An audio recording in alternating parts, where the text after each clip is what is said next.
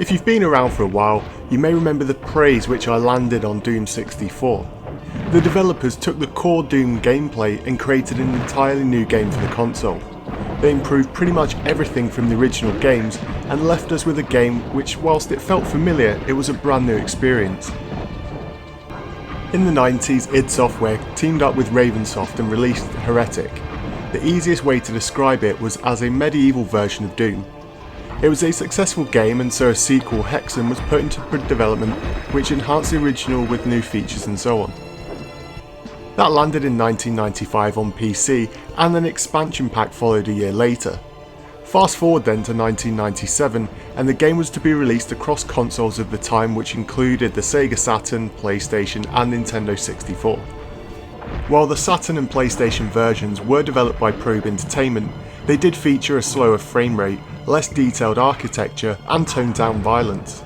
They did however have few FMV sequences and the Red Book audio from the PC CD version of the game. They also did not have multiplayer except for the Saturn version, which did have a hidden 2-player co-op link-up game. The Nintendo 64 version however is based mostly on the floppy disk version of the game. Whilst visually it is far superior than its CD console counterparts, the FMV and CD quality audio were not present. A multiplayer mode was also added, but for anyone who played the PC version back in 1995, then the game is essentially identical when playing on home consoles. The game sets off by allowing you to choose from one of 3 distinct classes. You have the warrior, a mage and the cleric. Each of the classes have their own attacks and abilities, however the core gameplay remains unchanged, so your choice of character does little to the story or your overall level progression. You are cast into the world of Hexen in the dimension of Kronos, which has fallen under a spell cast by 3 warlords. The heart of this evil is known as Korax, who is the second Serpent Rider, the first of which you took care of at the end of Heretic. The game design is a little unusual, especially for its time. The levels must be traversed through a number of times, so there is a huge amount of backtracking through the interconnected levels, of which there are over 30.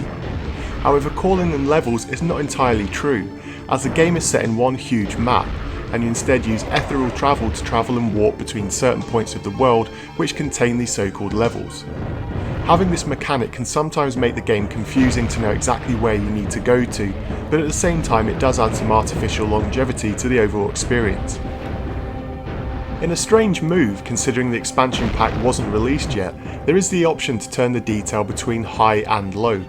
In high detail I found no slowdown whatsoever, and in fact the game runs at a very solid frame rate. The only reason I could see this option being added was for those who prefer a non-anti-aliasing and mip-mapping experience. Having the game in high detail though does make some of the game's imperfections more noticeable and shows the primitive core of the game's modified Doom engine. The world, whilst not entirely destructible, does have some interactivity, as you can smash windows and hack down trees to reveal secrets and alternative paths. Everything also suits the medieval nature of the game's theme, and the environments in various parts of the world do give a distinct and gloomy feel, which adds to the overall feel of the game. Personally, my favourite and also least favourite part of the game comes in the form of its arsenal. Each of the characters have their own distinct weapon set, which are a mix of iron, steel and magic.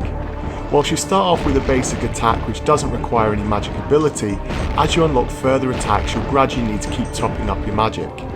The problem is that as you unlock the higher power weapons, they use huge amounts of magic, which means that you need to plan your attacks far too much for a combat intensive game. Sometimes you'll spend far too long searching for magic to refill rather than hacking evil to pieces. Each of the characters only have 4 weapons, but you also have spells which you can cast to assist you in your quest. Thankfully, the weapons leave your enemies in pools of their own gore, and there's nothing more satisfying than firing and seeing the screen turn crimson with countless monsters falling into pieces and chunks. I was also not so keen on the music in the game. Whilst yes it is dark and moody, it's frankly poorly composed and at times it sounds just plain awful. The digitised voice of Korax who taunts you throughout the game sounds terrible, and the quality is along the lines of something you'd heard in arcade cabinets from the 1970s. The way I feel about Hexen on N64 is quite a strange one. Whilst on the one hand I love retro like most of us, so having a game from the golden age of retro FPS shooters should be right up my alley.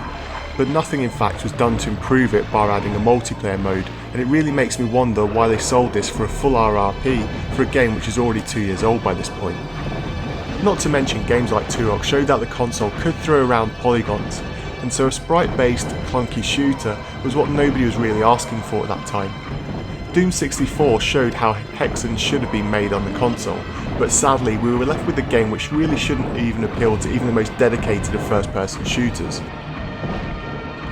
But how do you remember Hexen? Had you already hacked and slashed your way through the PC original before the numerous console versions landed? Or did you pick this up on N64 on the back of hype from games like Doom and Duke Nukem from the PC era? Let me know your thoughts in the comments down below, and until next time.